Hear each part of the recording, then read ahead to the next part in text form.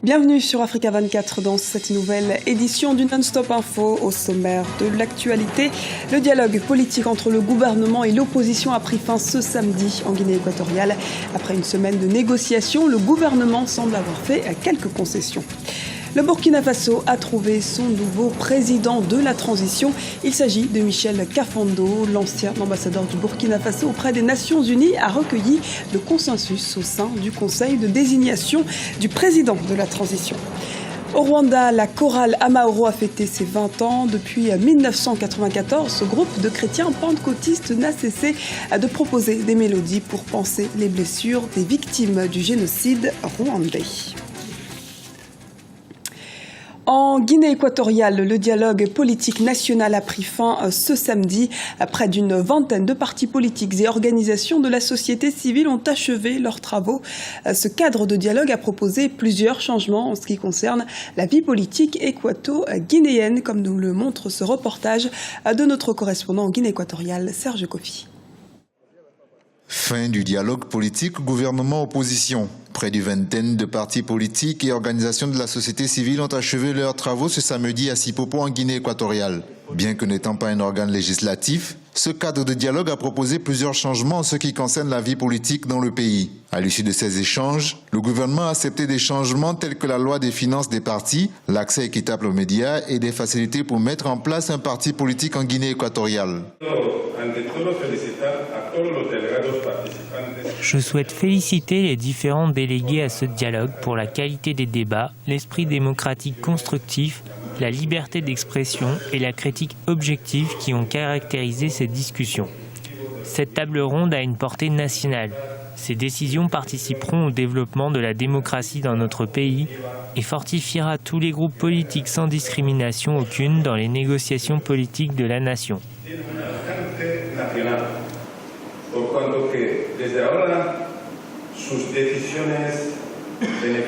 Une partie de l'opposition, notamment la CPDS, le FDR et l'Union populaire de Dario Martinez Ayekaba, s'étaient retirés au lendemain de l'ouverture du dialogue. Ont-ils pris une bonne décision? La question reste entière, mais pour les partis politiques présents, ce dialogue est un bon départ. Le dialogue a été une réussite totale, puisque tous les acteurs politiques, ceux de l'intérieur comme ceux de la diaspora, ont répondu favorablement et positivement à l'appel que le président a fait pour tous les nationaux pour qu'ils puissent réfléchir pour l'avenir politique de notre pays.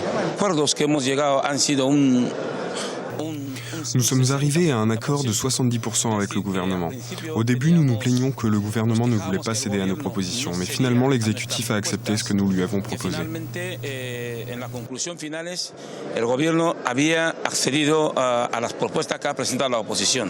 Le 5e dialogue gouvernement-opposition a été beaucoup plus axé sur les tests juridiques des partis politiques. Selon les forces politiques ayant participé aux assises, il faudra maintenant assurer le suivi des acquis de ce dialogue et se réunir de nouveau pour discuter de la politique sociale, les droits humains et la bonne gouvernance pour asseoir durablement la démocratie équato-guinéenne. L'armée laisse le pouvoir à une personnalité civile au Burkina Faso.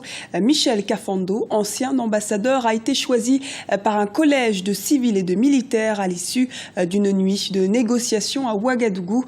Une désignation dont Michel Kafando se dit honoré. 16 jours après la chute du président Blaise Compaoré, il s'attelle à présent à l'application de la charte de transition.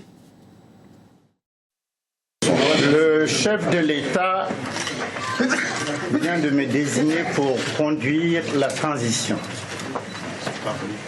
Plus qu'un honneur, c'est une redoutable responsabilité qui m'échoit, dont j'entrevois déjà les écueils et l'immensité de la tâche.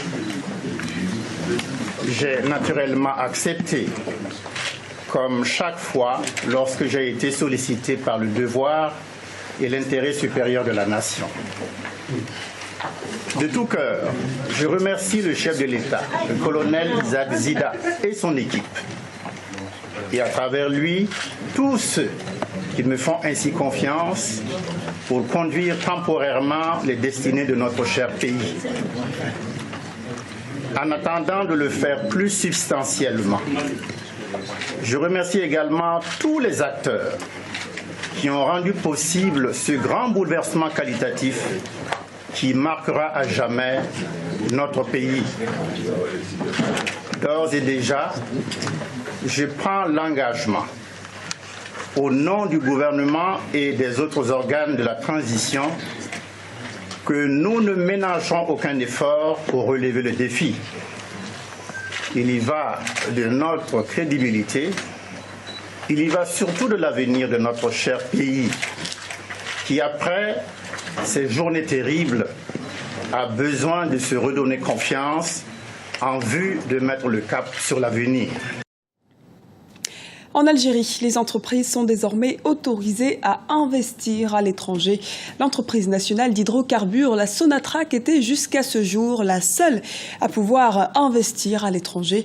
L'objectif est ici de dynamiser les exportations hors hydrocarbures. Rappelons que l'Algérie, qui compte une cinquantaine d'entreprises exportatrices, attire 98% de ses recettes en devises de la vente d'hydrocarbures. En Afrique australe, le tourisme est devenu un vecteur essentiel au développement économique de la région. Dans ce contexte, la Zambie et le Zimbabwe vont lancer le 28 novembre un visa commun. Le document de voyage est destiné aux touristes de la région de ces deux pays. Aminata Diak. La Zambie et le Zimbabwe vont mettre en place un visa commun pour la promotion du tourisme. Prénommé Casa, il devrait être lancé le 28 novembre 2014 après avoir été testé au préalable par les deux pays. Le visa est destiné aux touristes de la communauté de développement d'Afrique australe. Le visa commun entre la Zambie et le Zimbabwe est une très bonne chose parce qu'il y a des touristes qui peuvent aller dans un pays mais qui aimeraient passer de l'autre côté. Mais en raison des visas qu'il faut trouver, chercher dans une ambassade et une autre, peut poser des problèmes. Or, on voit bien que ça se passe d'une façon correcte pour les pays. Il y a le Kenya, l'Ouganda et le Rwanda, où un visa commun, on peut circuler entre le Kenya, l'Ouganda et le Rwanda. Le visa Casa sera valable pendant 1 mois et coûtera $50 par voyageur, une somme payable uniquement à l'arrivée. Ce n'est pas au niveau de la rentabilité ou au niveau des recettes de ces visas qui comptent, mais c'est surtout au niveau de tout ce qui est économique, ce qui est rentré au niveau du tourisme. Ça peut encourager le tourisme. Le tourisme est commun entre les deux pays.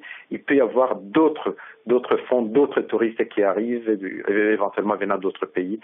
C'est une très bonne chose pour la sous-région et éventuellement pour la SADC. Le secteur du tourisme occupe une place essentielle dans l'économie de la région.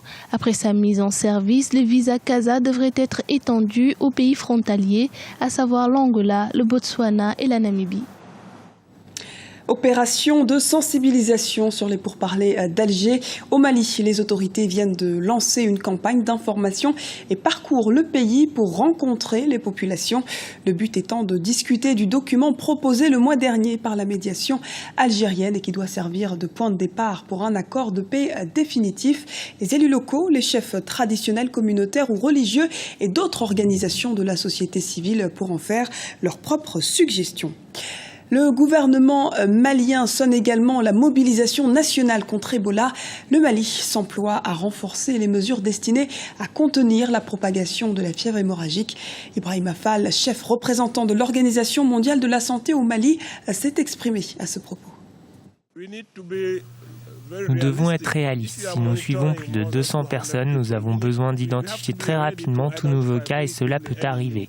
Nous sommes de plus en plus prêts pour ça. Nos équipes contrôlent les patients 2 fois par jour en s'apprêtant à voir de nouveaux cas. C'est possible.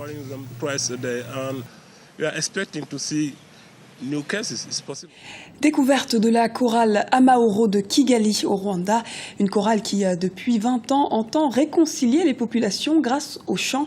Les messages de paix forment leur ADN tout en contribuant à faire rayonner le gospel rwandais dans le monde.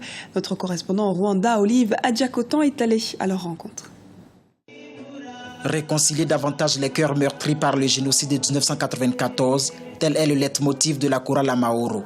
Depuis 2 décennies, ce chœur composé d'environ 100 artistes s'est mis au service de la paix au Rwanda.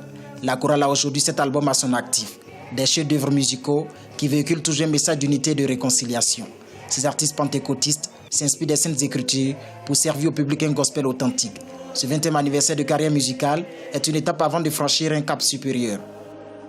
Notre programme, nous envisageons à aller au-delà de notre capitale Kigali pour rendre visite au peuple qui sont situés aux districts et aux provinces différentes pour témoigner un message d'unité et de réconciliation.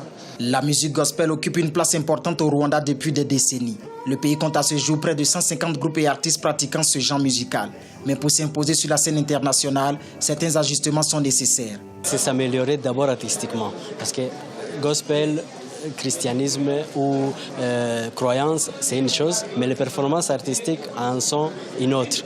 Il faut déjà commencer par là, beaucoup s'entraîner sur beaucoup de variantes et aussi mieux proposer des performances qui sont différentes. La Tanzanie et le Kenya sont parmi les meilleures nations gospel de l'Afrique de l'Est. Le Rwanda accueille la cérémonie de distinction des meilleurs artistes gospel de la dite région le 21 décembre 2014. Le pays des 1000 collines pourra compter sur l'une de ses vedettes, Gabi Kamanzi, pour bousculer la hiérarchie dans ce secteur. Ce journal a été réalisé par l'ensemble de la rédaction. Nous vous remercions pour votre fidélité. Dans un instant, une nouvelle édition de l'actualité sur Africa 24.